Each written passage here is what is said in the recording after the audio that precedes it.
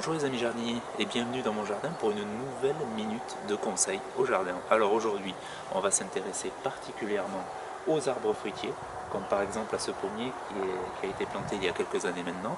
Et on va s'intéresser vraiment au traitement d'automne ou de début d'hiver à effectuer.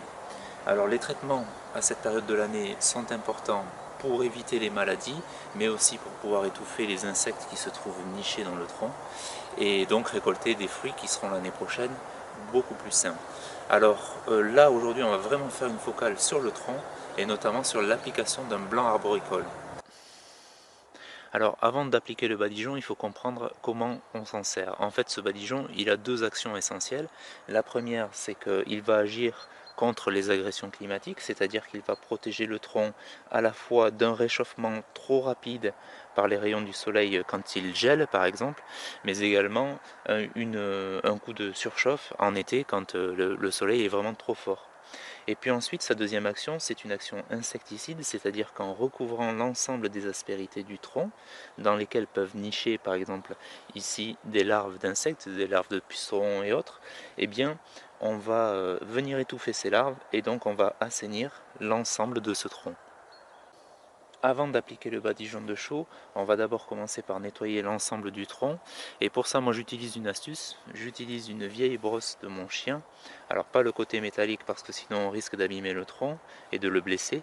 Par contre, l'autre côté, avec les poils suffisamment rêches ici, c'est idéal pour nettoyer ce tronc. Alors on brosse dans le sens de haut en bas mais aussi en tournant pour éliminer tout ce qui est mousse, tout ce qui est lichen, mais également décoller les différentes larves qui peuvent nicher dans les trous.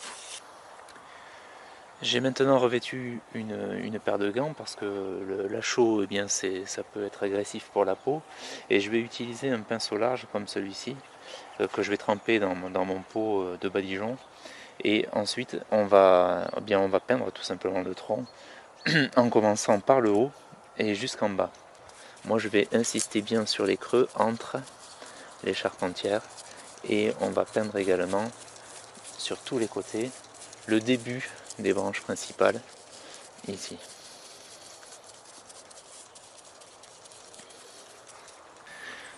Alors la partie basse nécessite une vigilance particulière, d'abord parce qu'il va falloir retirer ces éléments là, hein. Ces éléments, ce sont des gourmands qui se développent à partir du porte-greffe, donc qui se trouve situé juste sous la greffe, donc il est important eux de les tailler à ras.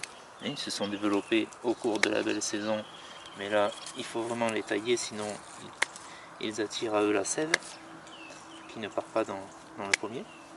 Et puis ensuite il faut également dégager la souche ici le plus possible. Voilà. Parce qu'avec le badigeon de chaux, vous allez le voir, on va descendre jusqu'au point de greffe